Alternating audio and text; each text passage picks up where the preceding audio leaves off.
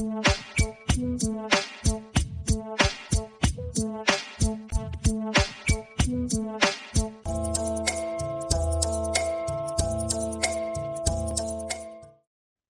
and welcome to this new edition of our podcast, Time to Talk, where today we will discuss the situation in Bangladesh. And I'm very happy that today I found Parvez Alam ready to talk to us. Parvez is a writer, an activist, and a researcher from Bangladesh, currently residing in the Netherlands. And he is an expert on these matters. He has been deeply involved in social issues and political issues in Bangladesh. So I'm very happy that that you are ready to join today. Thank you very much. Parvez, so much happened over the past weeks in Bangladesh. And I think it's very, to many people, we in the West, we have Bangladesh is not really on our radar.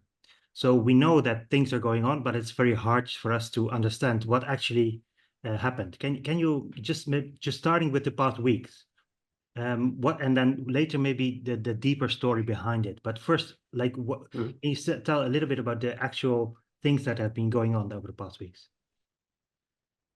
I think the easiest way to capture the gist of the movement would be two things. One is, as you know very well from me in the past few years, that different groups of Bangladeshi people have been treated by the Bangladeshi government as like killable life that can be killed, which includes like the Islamist,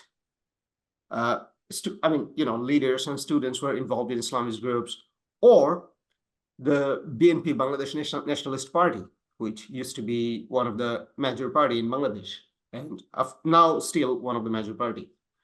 And also like, dissidents such as atheists or like writers who spoke up against the government.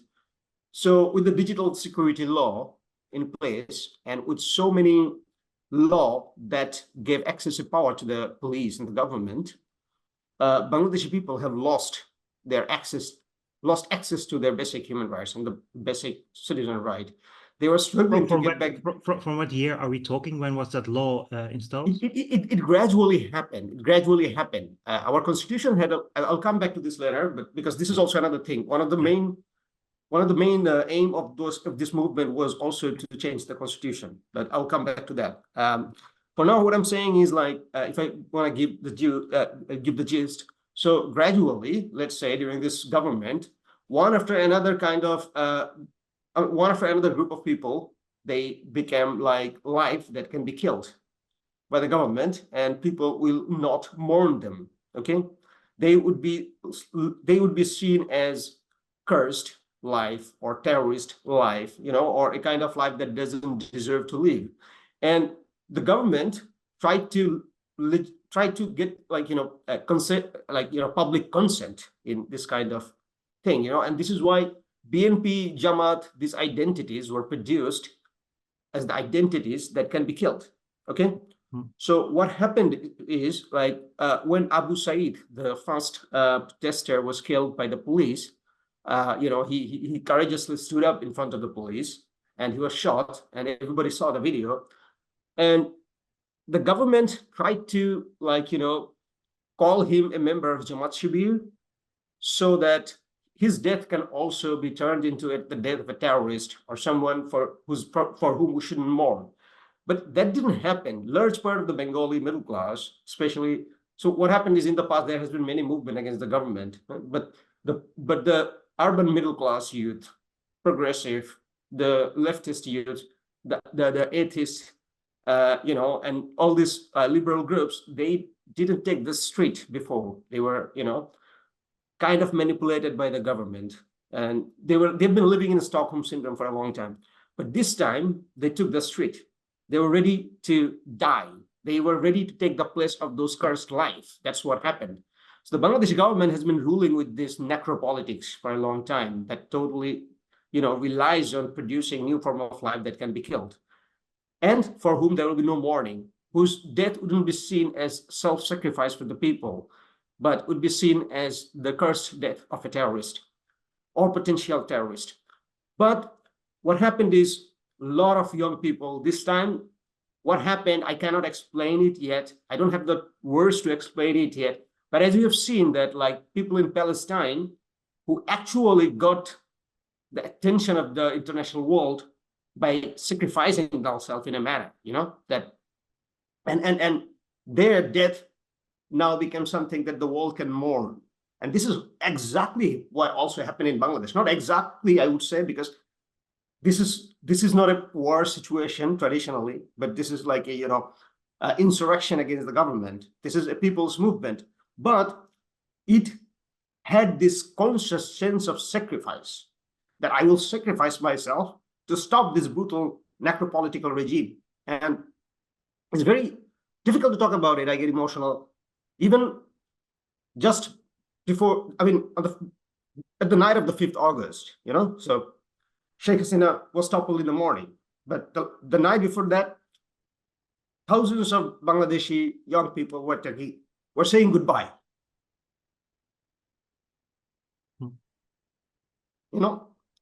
So this is what happened. They have to turn themselves into the life that can be killed, but people will mourn for them.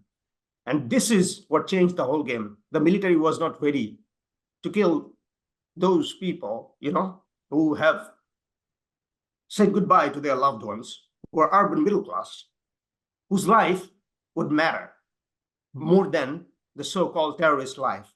And this is what actually defeated a regime that have ruled by, producing killable life and killing people so far, So more or less, this is the gist. On the other hand, the movement this time became actually successful because Bangladeshi people, the civil society, and the young political individuals, not the older parties, they have produced a new social contract between them, a kind of agreement that it doesn't matter whether we're left or right, whether we're atheist or whether we belong to Islamist party. All our life has dignity, and we cannot simply deny the dignity because we don't agree with them. Okay, and no matter what, we have to deactivate the binary mechanism that was putting these two groups against each other and many other groups, and was sustaining the government.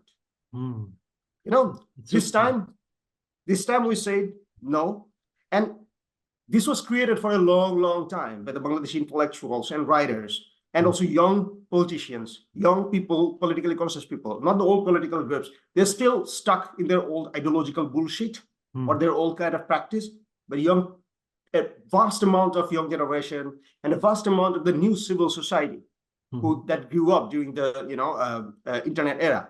They have rejected those binary mechanisms that not only sustain the Sheikh Hasina's politics, but actually also sustains many of the government in the world right now. Absolutely. Including Netherlands, the far-right government that is came to power. So this binary mechanism, a lot of people, when I was talking to some of my Indian comrades, there's a lot of binary mechanism there. I realized that they don't even believe that such a thing is possible, that there's a possibility to deactivate the binary mechanism, and overthrow this kind of party. But so this is something I would say is very special in Bangladesh. This is something very new. And to be honest, I still don't have all the right words to express this. It's a tremendous event that when the West really understand, when it becomes legible to them, they will have to witness it with both horror and amazement. This is the least I can say for now. Super. You're already saying some terrific things and some very, very interesting remarks and observations of what has been going on.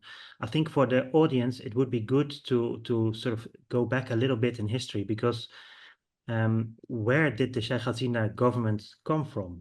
What was its origin, and what was its claim to power?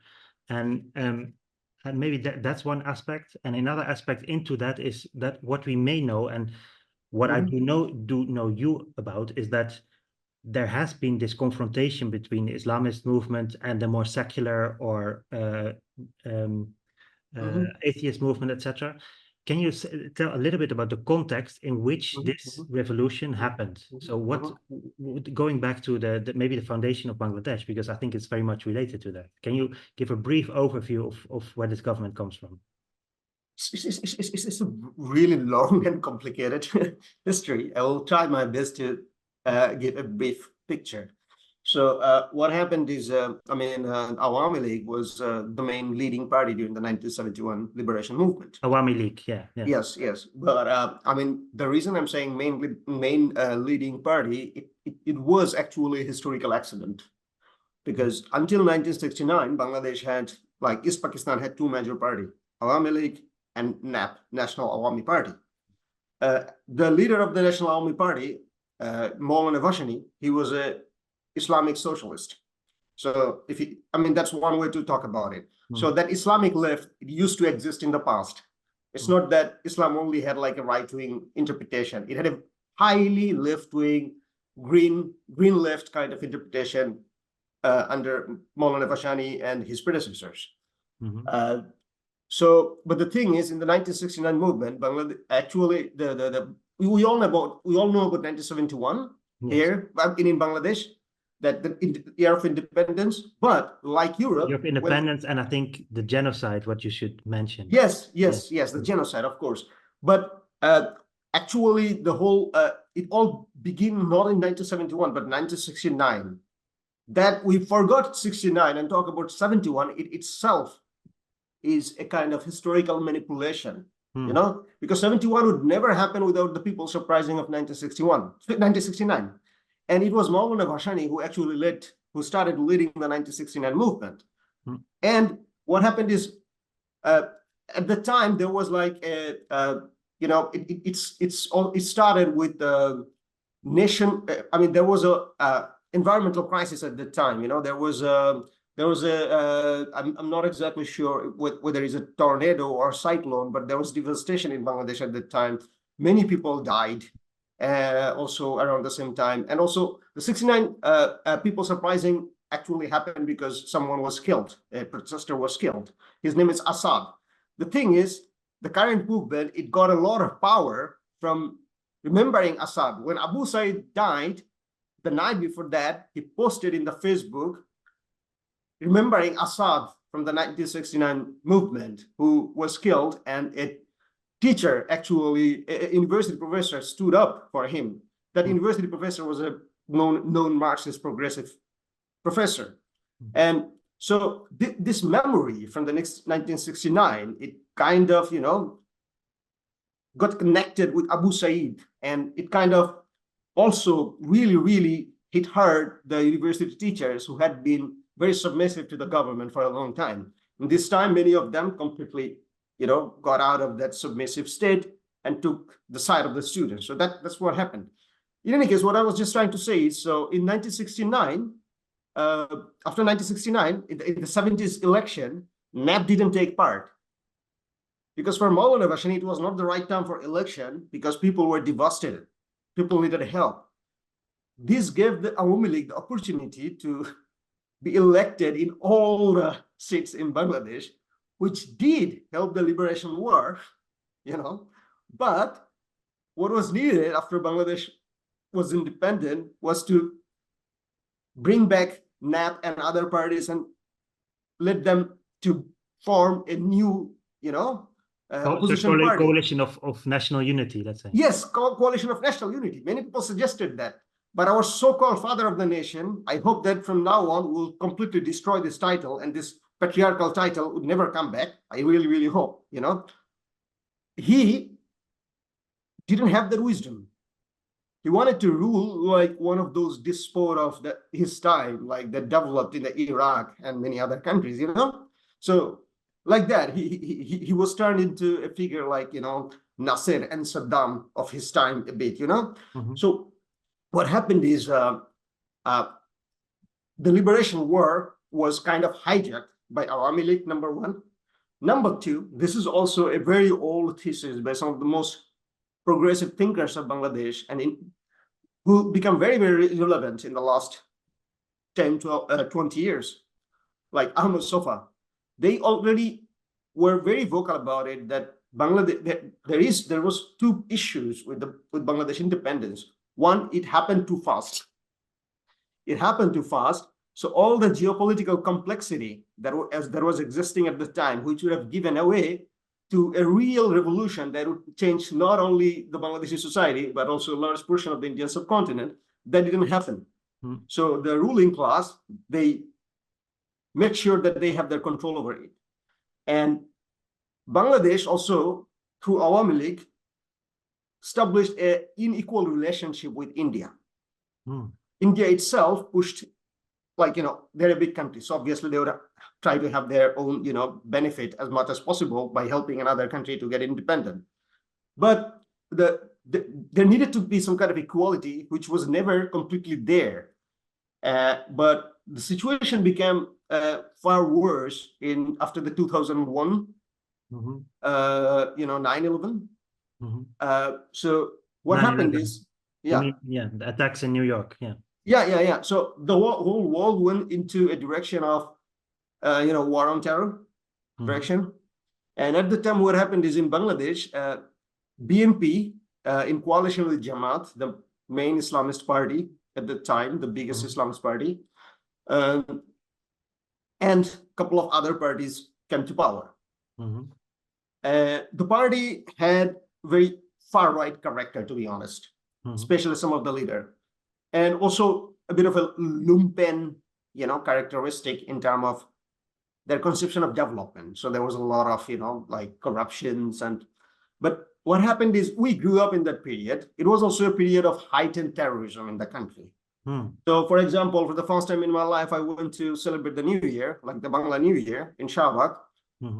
I actually survived a bomb attack just because I moved away from one place just 5 minutes before it was attacked, So I was a teenager. So we actually grew up becoming very, very anti-Islamist, So for us, our generation, the younger ones, the atheist ones, the agonist one, or those who doesn't follow Islam in a manner that, those religious parties are. But you were saying that the Islamist party was in the government at that time. Yes. So and at the same time there was terrorism going on, Islamic. Yes. But how is that related? This is related to if you want to understand Bangladesh kind of situation, you have to understand this war on terror situation. Because you have a right-wing party with Islamist partner, and there is so much terrorism happening in country. So what happened is that there would be a kind of reaction to that. So a lot of millennials in our generation grew up to be hating those parties, the Islamist party and the BNP, the Bangladesh Nationalist Party. We grew up hating them. So that's how it is, And also this culture war, and sometimes the real bloody fight between the secularists and Islamists, it lost its way because two things happened. One, a lot of young Bangladeshi people got indoctrinated by the new atheist doctrines that was, spread by some Western imperialist atheists, those who actually believes in the bombing of civilians by the Western government because the civilians are Muslim. So what happened is many young Muslim people, they grew up kind of racist against their own population because thinking these people are backdated, these people are terrorists, this kind of thing, And at the same time, Indian far right, the followers of Modi's party and RSS, they also have huge Bangla speaking, supporters in West Bengal, and also they have a lot of media, and they had a good relationship with certain Bangladeshi, groups. So they also played a huge part in turning a large number of the millennial population, not simply as a critical population towards Islamist parties, but people who would hate their own religion, people who would hate their own culture, and would actually produce the discourses on war on terror. So what happened is, for a long time during this government, Bangladesh was treated by Indian ruling class as a potential terrorist, and especially the far rights, the fascists, They simply treated Bangladesh as a, you know, potentially terrorist population that needs to be under controlled. So this is pretty much what it is. The war and terror discourse turned not just the Islamic, but the whole Bangladeshi population as a potential terrorist population who doesn't deserve democracy, who needs to be kept under control by Hasina's, Hasina's dictatorial regime. Yeah. So that's how it is. That's how it was. So what happened recently? So this is highly complicated issue. And Awami League Party, at the one hand, they used to take like legitimacy from 1971 by claiming that we are the leading party, but that's not the case. There were many leftists involved in the movement, especially the Maoists who actually also never went to India. And even those who went to India, not everybody was, Awami League. Many of them were Maoist or other communists, And so, and to be honest, the whole Bangladeshi people actually participated in this movement in different manner, I mean, those who didn't fight, they were affected. So this history was kind of forgotten or removed. Everything became the country. Awami League was treating the country as their own possession, and India was doing their best to keep them in power. So that what we did in Bangladesh now to end that period, end that period of pretty much open colonization in a way without, sorry, that's what I'm saying. So very good. Let me try to summarize and see if I understood correctly. So the Awami League, the party that Hasina came from and was leading for so long, they actually took the credits for the revolution and the independence in 71, which was in part right, but in a very large part was not right. And they claimed it as their own, and they removed all competitors out of power. And they clung to power until a couple of days ago, let's say. Well, there had been many changes in the middle. I mean, in the 1975, the father of the quote unquote father of the nation, and most of his family were killed. Only Sheikh Hasina and her sister survived. And you probably understand that how stupid our previous generation in terms of politics was, that they actually later turned this traumatized person who has lost her whole family into a leader, a political leader. What good is going to come out of that? And our previous generation, she's out for revenge or something, right? She was always out for revenge. People didn't know it earlier. Gradually they realized. I realized it a few years ago. I called her a psychopath. And now a lot of people call her a psychopath, because the first time I said that she's a psychopath, a lot of people attacked me. They didn't even, it's like a blasphemy, But someone who have lost her family in such a brutal manner, and then someone who actually came under the attacks several times, she faced attempted assassination, she hates BNP and the Jia family because she thinks that they were always trying to kill her.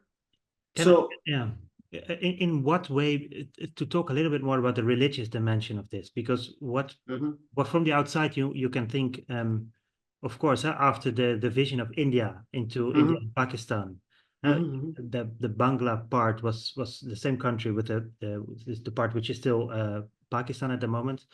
They had a sort of political religious view, and they used that politically. So until today, I think that all the opposition to the Awami League was branded as sort of still being part of that let's say the part that collaborated with the Pakistani part, no, let's say. But that's the narrative. That's the narrative that Awami League managed to sell to society and the political groups of Netherlands and many other countries. So please correct that for me. So in what way, like if I'm brutally simple, let's say there's this government class that claims all the power and the credits for the independence, etc. And on the other hand, there's all sorts of groups who don't agree for several reasons, and many groups in that opposing part is of Islamic color, let's say, of Islamist color. Also, many other groups, let's say.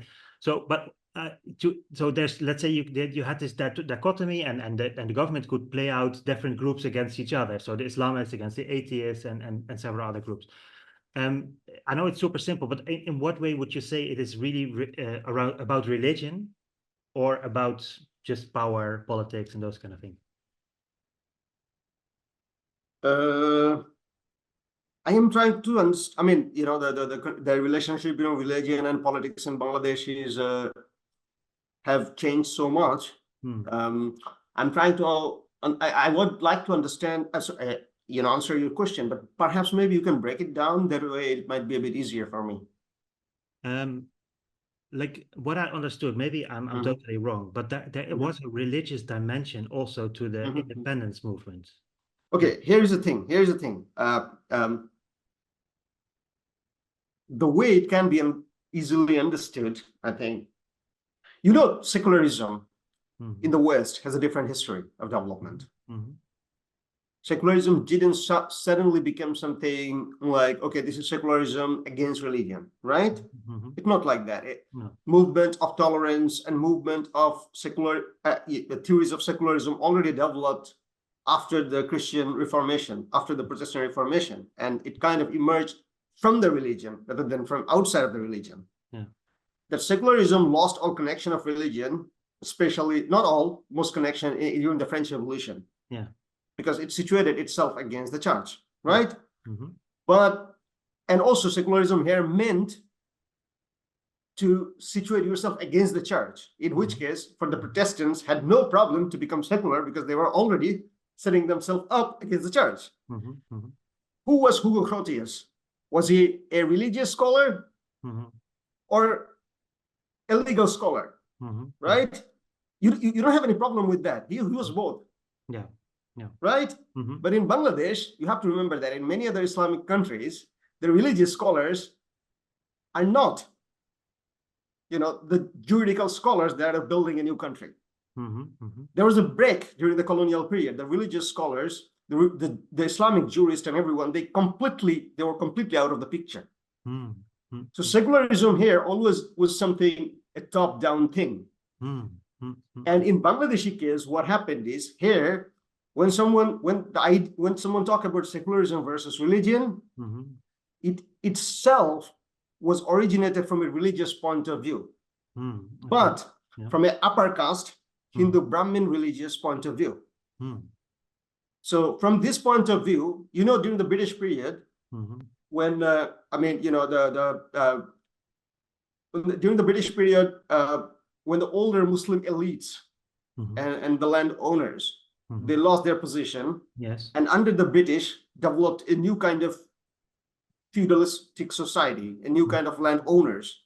And many of them were upper caste Hindus, and they actually, you know, got highly educated and highly modernized. But there was always a racism when they developed the idea of Bengali or Bengali culture or Bengali identity, because the Muslims were otherized. The Muslim and the East Bengal peasant, they were otherized as much as possible. And this is one of the main reasons that in 1947, Pakistan happened. And Bangladesh, the eastern part of Bengal, joined the Pakistan movement because they feared that, this is you have to understand, the birth of Pakistan may have a religious basis, but for the East Pakistani people, the East Bengal people, who actually started a Bengali nationalist movement just a few years after they created Pakistan. Because for them, it was the question of religion was never the primary question. It was a supporting question of their class politics, of their class position, of their class interest. When I talk about Maulana Bashani, you know, this is something very well known. You can find like the researchers of the subaltern studies scholars, and you can find detailed research on that time, how class politics find its ally in religious identity politics, mainly because the peasants are mostly Muslims, and most of the, not all, but most of the upper class, you know, landowners are upper caste Hindus, not even lower caste Hindus, the upper caste, because at the time, in the earlier, for the many lower caste Hindu leaders were actually supporting the Pakistan movement, because for them the upper caste is as much as an enemy as as they are an enemy for the Muslims. Yeah. And when I'm talking about the Maulana Bashani, he was also a leader of the 1947 movement. He was a peasant leader. He was actually fighting to create new farming land for landless farmers. And this whole project aligned with the Pakistani movement. Yeah. As you can see, this is highly complicated. So when someone say that Pakistan was for Bengali people, for the East Bengal people, a purely religious ideology, this is a doctrine preached by a certain group who have hijacked the history of. So below the surface of a seemingly religious thing, there is a class division. Yes. So that's how it works. That's how it always has been. That's the core of the issue. I'm not talking about the Islamic right wing. The right wing doesn't have this kind of class-based understanding. No. So if you look to today, in what way does this class division still exist? Well, I mean, the class division obviously doesn't exist in like back then. I mean, Bangladesh has become Bangladesh. Bangladesh rejected first the idea of united India. Then Bangladesh rejected the idea of the Muslim Pakistan, and and now Bangladesh have rejected the idea of a Bangladesh in which we took we were creating Bengali nationalism. What happened is the Bangladeshi intellectuals didn't have theories and epistemologies that can help them to start a Bengali nationalist ideology or develop a Bengali nationalist ideology right away. It didn't happen. So because of the emergency, they took a lot of things from the West Bengal. But the problem is in the West Bengal, the Bengali nationalism, the Bengali idea of the Bengali nation is developed in a way that excludes the Muslim. So not just the Muslim, anything that has to do with Islam. So when someone say that Bangladesh was born as a secular country, obviously Bangladesh was born as a secular country, and Bangladesh still is a secular country, believe me. If someone says that an Islamist revolution happened in Bangladesh, they're just lying. They're spreading BJP propaganda. So Bangladesh was born as a secular country. Bangladesh still is a secular country. But the thing is, there was an unnecessary binary created by the preacher of secularism,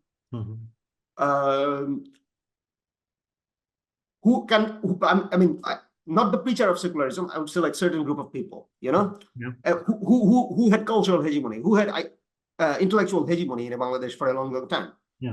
And what they did is, I don't know if you know it, but in India, even though India would not call it as a Hindu country, but in India, every Muslim has to face this question, whether he's an Indian or a Muslim.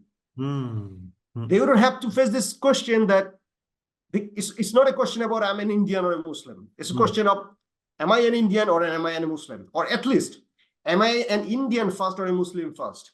The problem is when when East Bengal people borrowed idea of Bengali nationhood and culture from the West Bengal, they ended up also importing the question of Bengali or Muslim. Our old secular preachers never managed to deal with these issues. So what happened is, everything that people like Maulana Bashani worked for or left us with was completely relegated. So in what way is it still relevant, that question? Either choosing between cultural and language identity? Yes. Even in this movement, for the first time, after the independence, the Bangladeshi society have rejected that question for the first time, explicitly. We're Bengalis, we're Muslim, we're Bengalis, we're Hindus, we're Bengalis, and we're Chakmas, Marmas, many things. We can be many things. We can be Bengali and atheist. We can be Bengali and Islamist. We can be Bengali and gay. We can be Bengali and feminist. What is the problem? We can be Muslim feminist, Muslim atheist. If Richard Dawkins can be a culturally Christian atheist, why can I be a cultural Muslim? No. I never call myself an atheist, but if atheists want to call themselves a culturally Muslim atheist, they have all the right to do so. But this right is not given to us. Someone can be an atheist Hindu, someone can be atheist Christian, but you can't be an atheist Muslim. You can't call yourself a cultural Muslim, then your comrades will look at you and say, you're fundamentalist, hiding in the left mask, you know? This is the environment in which we grew up, and this is the kind of hegemony that we have worked to overthrow in the last, 7-8 years. And I believe finally we haven't never been this successful to destroy these binaries. So overall, you must be, I know from what you said previously to me that you've had little sleep following everything that's going on, but you must also be very excited that this has finally happened. And you already told me that it's hard to even comprehend exactly what's going on. But it seems also to me that this is quite also a tricky situation now. Now Sheikh Hasina has left, and as I don't know if you probably studied many other revolutions around the world, and there's always a period of a void, and it can be very quickly filled with something that was never intended by the ones who protested. No. Yeah. So I mean, the army is there as a factor. You can overthrow a government, but the government has been supported by elites, industrialists, capital owners, whatever, who all have an interest maybe against change, let's say. So there's India, who will probably not let everything happen by itself. So it's also a very tricky moment in time, actually. You can maybe, I don't know if you can. It's already successful, this movement, but to have a durable success, I think. You need to be very careful of what's going to happen right now. How do you see that at this moment?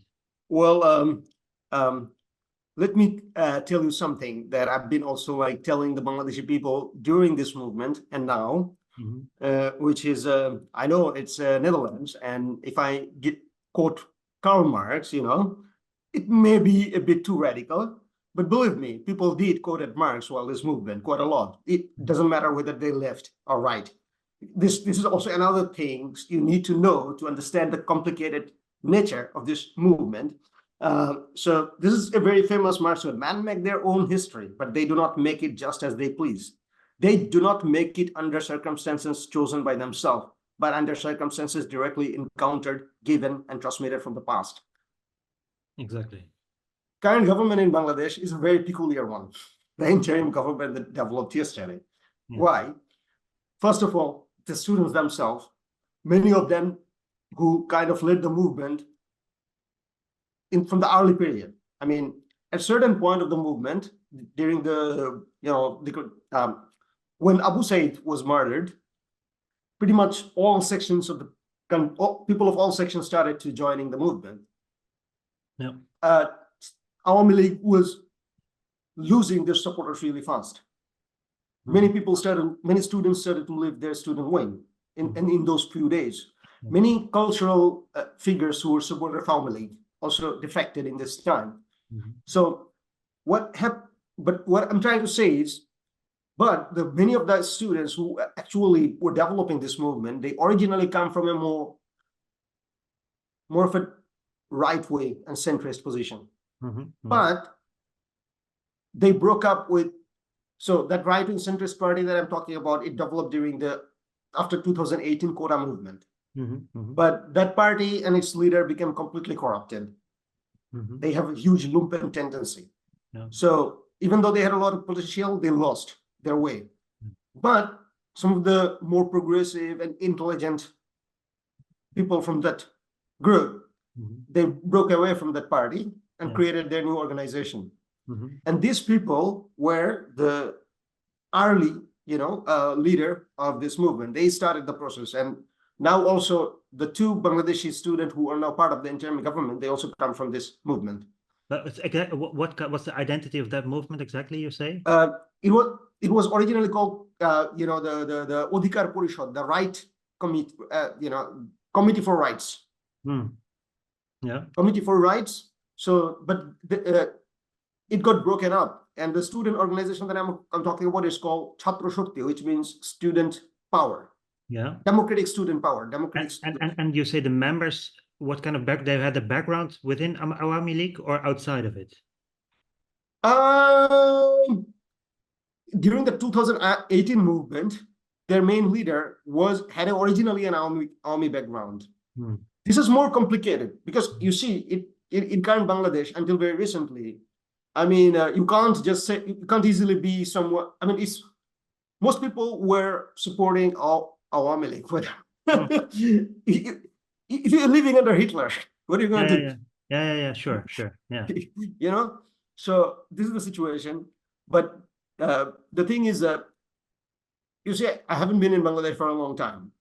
And even though I knew, like, from Facebook, those who are in my friend list or with whom I have talked before, those who are involved in the student group, I only know them from this kind of interaction. I never asked them, what is your previous political groups or which party you come from. Let me just ask it differently. What was the main attraction? Why would they join? Which party? This? Yeah, this group. These like you say, these are some of the key groups behind what has happened over the past weeks. No, I mean, what I'm saying is they are the one who kind of, started the early part of the movement, and they are the one who turned the quota reformation movement into anti-discrimination movement. Okay, yeah, okay. After that, the movement got huge popularity from all groups because anti-discrimination is something else. It has a much broader universalist goal. But the students, they did it because I'm giving you an idea, because originally, it doesn't matter from which kind of political background they come from. Many of them are young. They probably didn't have much exposure to any group. No, sure. But in the last few years, what happened in Bangladesh in the last 7-8 years, because it's a difficult time, and when you face difficulty, when you don't really have a legitimate government, you try to look for, you push your thought as much as possible. You break many of the older constraints, and you try to find new horizons of thought. And so Bangladeshi political philosophy, Bangladesh in the intellectual arena, Bangladeshi intellectuals were pretty much taking influence from Enlightenment thinkers to contemporary radical thinkers. And these young people they managed to grab these theories. And they also managed to grab theories that we were preaching about deactivating the binary mechanisms. So because of this progressive and radical position that they took, they learned as much as possible from the Marxists and the anarchists. One way to say this is a post-ideological movement. Although post-ideological movement also means that neoliberalism is there as the main, but we'll go there later. But this is the most post-ideological movement that Bangladesh ever had compared to the older ideologies. So these young people are highly radical. Their thoughts are radical. But as you know, that we had no other option but to call Dr. Yunus to take the mantle. This has nothing to do with radical politics. This has more to do with survival instinct. Yeah. So again, this question of how much do we need to fear? Do you need to fear for the established power groups in order to the established power? Let's say the economic powers in the country, the capital. Yeah, I'm coming to that. I'm coming to that because I'm giving you the students, like all the people who are part of this government. So the students, they are radical. Dr. Yunus, he's obviously one of the biggest figure of neoliberal economy in the world, right? Also, he's highly connected to the human rights regime and other groups. And there are several people like him also in the interim government. But the interim government also has many people that are I would say bigger of restoration. Because Hasina may have left, but the fascist government structure that was built Yeah. you know, That's what I mean. and yeah, and the politicized police, the secret police, the military, those who have not only sustained the Awami government, but also those who have served the cause of India's anti-terror movement, you know. So these people are still there, And they have committed crimes also. yeah, they have committed crimes. Yeah. So they obviously don't want to get tried. They obviously also don't want to lose too much of their power, and they would do their possible to restore things back, even if Hasina doesn't come back. Somehow find a way of restoration. So yes, the current interim government only partially, only partially included the revolution itself. And I'm pretty sure that they would also try to curtail it as much as possible. Even BNP, who supported us, those who were fighting for state reform for a long time, BNP supported the state reform idea like before the last election. Now they have completely forgot that. They want election as soon as possible with the system intact, you know. So so this is a problem. But on the other hand, we are afraid that the people, the restorationists, they may want to even keep this government as long as possible to third, new democratic process. To frustrate the revolution, let's say. Yeah. Yes. So it's a highly complicated procedure. The interim government just formed yesterday. The only thing I can say right now is Dr.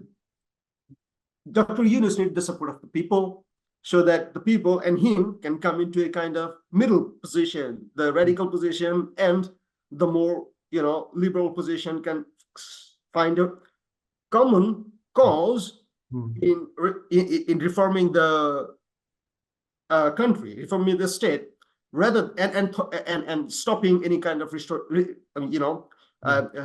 counter revolution of restoration. That's what I believe. Super. So yeah, it's excellent that you explain all this context. I understand it's super complicated, and you can only touch the surface now. So let's say how do you see your own role? You're a writer, you're an activist. There was a reason why you're not in Bangladesh, but you're here. That has everything to do with the political context in which there was created this tension between, let's say, secularists and Islamists, etc. So how do you see your own role, and do you dare look into the future of the coming 5-10 years? Like, where should it go, and what can you do to push it in the direction that makes, let's say, these revolution permanent in a way? This is very important question, but since also is very much related to me, I'm not sure how much I'll be able to answer you, because I myself is also more in general terms. Then how do you see the coming time, and what let's say, how would you advise your comrades in Bangladesh? Well, I'm having to deal with every day right now. That's the thing, because because things are changing. I was even busy until a few days ago supporting this revolution as much as possible. Now we're having to deal with this to think about this interim government, and also think about all kind of counter-revolutionary things that are also happening. The thing is, given the complicated issue, you know me for a long time already, and you know that I generally prefer to work according to the issue and the condition, rather than mainly having a ideological ideologically determined path or anything. So the thing is, for now, what happened in the last few days and what I see in the interim government, there's still much intellectual role needed. In order to sustain the revolution, in order to protect the revolution. I personally want to focus right now on taking the revolution as much as possible, both intellectually and both diplomatically. I don't need to be a government official to play a diplomatic role. Even during this revolution, when it is us who had to take the diplomatic role to talk to the foreigners, to let people know, our Indian comrades, our Dutch comrades, our Chinese comrades, we had to talk to them that, look, this is what is happening. This is the duty not given to me by the government, but this is a duty as a Bangladeshi citizen I felt. So these are the kind of things that we have to remember. Sorry, this is the kind of things that I myself have been thinking, protecting the revolution. Number two is there's a huge power vacuum in the country right now. I'm sorry, huge vacuum of political party. The young people, especially who are progressive, leftist, or maybe connected to LGBTQ community, they're freaking out. They're under panic. Yeah. Right now, I'm telling them not to panic. Yeah. You know, because panicking would put them in a regressive state. They would start doubting the revolution, even though they have did everything possible in the last few weeks. To, so they're afraid of a hijacking of this movement by Islamists or whatever. Yes. And you see, like many of the older Awami League, Awami League people are still there. And they are gaslighting everyone. They're gaslighting me too.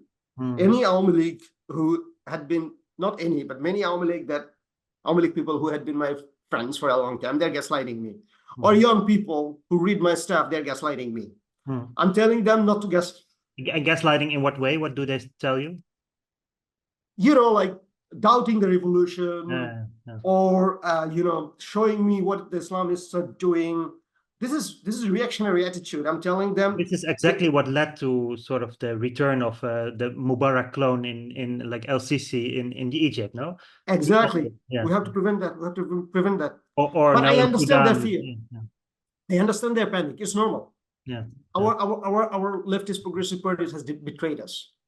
They put us in this kind of situation. They put us in this kind of situation by being a lackey of the government. They would say that I'm being brutal to them. Because they did participate in this revolution, and they have been an anti-government force for a long time. But to be honest, their movement was facile. And that facile movement also prevented the formation of any new, virile and effective leftist force. They kept gatekeepers, let's say. They're gatekeepers. There are new left the new left in Bangladesh played huge role in this movement, but they have no party. They are connected to each other via on social media, or they know how to work together in the field. But they don't have a party. This old school Stalinist groups, and also heavily influenced by this Bengali versus Muslim dichotomy, they're still stuck in those kind of reactionary stuff. Hasn't moved ahead. I think I could talk for a very long time about this. I've one question in my mind that is that like how we are living in a period where the big powers are playing a very dangerous game in both Ukraine and in the Middle East and etc. So this revolution takes place in a period where there's a huge rivalry between Russia, China, and the US mainly. India is also part of that, of course. But so how would those geopolitical relations? I think we've seen some geopolitical machinations behind the removal of Imran Khan in Pakistan, etc. So how do you expect, or how do you already see these kind of geopolitical moves by either China, Russia, or the US, or whatever in what's next? The thing is, you see, Bangladesh was a source of cheap labor and cheap resources and a huge market for these countries. For all of them, or for one in particular? For China, for India, US and EU, they have like perhaps less interest these days than these groups, but that's not because they have more, I would say, perhaps military interest, or regional interest rather than. But I really, really hope that the US and the EU, they started seeing more trade interest in those kind of military interests, But India was, you could counter among the BRICS friends, or because or more in the Western camp before. Let me finish it. I'm coming. Okay, sorry, because I'm gathering my thought right now. Because the thing is, everybody treats it this way. Russia was during the Ukraine war trying to even recruit Bangladeshi youth by making videos saying that the winter is here. We have this, we have that, we have beautiful women, we have beautiful this and that. We have beer, we have vodka, this, that. Very clear. Very clear. And they lack people, of course. They lack people, and we have many people. Exactly. Yeah.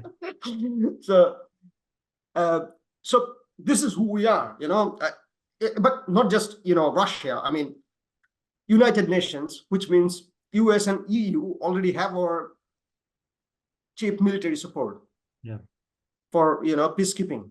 So yes, this is who we are. There shouldn't be any doubt about these things. Even our military is a cheap labor force to UN and EU. Russia is just trying to recruit some new people from the adventurer youth. So what I'm trying to say is, like, in the current international situation, for a country like Bangladesh, which is poor and kind of struggling, we actually have no interest in aligning with any of the big power. I mean, what was going to come out of this, aligning to any of the power, right? Bangladesh, when Bangladesh was born in 1971, the idea was the foreign policy was friendship with everyone and enemy to none. Enmity to none. That kind of policy only works when you are not under a colonial kind of relationship with other countries. And it could work very well in the current political climate, because Bangladesh India is one side, China is just next by, and so, and also, like, and the US has had a long relationship with that area. So Bangladesh, if Sheikh Hasina was not in power, Bangladesh had a lot of freedom to, make relationship with all of them, with the, without really going against anybody else. Because as a small country, Bangladesh is not going to threaten any of the big power. India thinks Bangladesh, at least the current Indian ruling party and some of other groups, they think Bangladesh is a threatening population who are going to populate the whole eastern part of India. Very Nazi-style politics. If you see the last few days, they even use the word the Bangladesh problem of India. I'm telling for a long time that Bangladesh is treated as the Poland, like the Poland problem. India treats Bangladesh as like Poland, and a potential terrorist population. So apart from that, all other countries actually doesn't have that kind of, as far as I understand, that kind of racist view about Bangladeshi population. So, but after Sheikh Hasina is gone and people close to human rights regime are part of the government, I guess India will be a bit more careful about treating, people in such a racist manner or killing them in the border indiscriminately. The thing is, India itself has lost a lot of friends throughout the South Asia. There was out of India out movement in Maldives. Nepal went against India. Pakistan had a long bad relationship with India for a long time. I really hope that the Indian progressive and the leftist, they supported us. Believe me, without their support, this movement wouldn't become successful. Because India is like if India says, okay, we don't. Sheikh Hasina was there because India didn't want her to go, and there was. This is the first time the Bangladeshi people outside of Awami League and the old communists. This is the first time Bangladeshi people have managed to create some kind of diplomatic relation with Indian people. And that's one of the main reasons that this movement was successful. So we also have to help our Indian comrades to overthrow the fascist regime that they want to overthrow. And what Dr. Yunus said to the Indian NDTV that day, this is something that I myself have been advocating for 4 or 5 years now. Because as you know that in India, the BJP has this idea of Akhand Bharat, which means like united India. It's imagination of thinking the whole South Asia belonging to an old Aryan Indian nation, It's pretty much a racist Aryan fantasy, So the thing is, but we want the resurrection of SARC, the South Asian Regional Cooperation. And I also advocated that SARC should become more and more like the European Union. The borders, we don't need them, gradually. That way, the poor and the small businessmen, they would profit. The laborers would profit. The small businessmen would profit. And I don't even know how it can even hurt the big corporations, right? It's not going to be easy. But when Dr. Yunus very specifically said to India, to NDTV that day, that when first interview he gave to the Indian media, that if India says that this is an internal matter of Bangladesh, he feels hurt. Because he also wants the SARC back. He also wants the SARC to turn into something like the European Union, right? So this is what I want. This is what I think. I mean, Dr. Yunus also is dreaming, I believe, since from his speech. And I think this is also the only way the Indian subcontinent can move forward from this fascistic, political culture. Absolutely. I don't see any other path. And how we can achieve this and this is probably the next fight, another 5 years, another 10 years. If it happens in another 10 years, I'll be happy enough. Well, you seem to have a lot of energy to go there, so I'm sure it will be accomplished. The thing is, Jacob, our human life is transitory. I'm saying it now. I might not be here tomorrow, but I want to say this so these people, other can keep the dream alive. I think that's a beautiful way to end this interview. Thank you very much, Parvez. It's great to hear from you and to hear your inspiring way of talking about these matters. Thank you very much, and hope to talk to you soon. Thank you.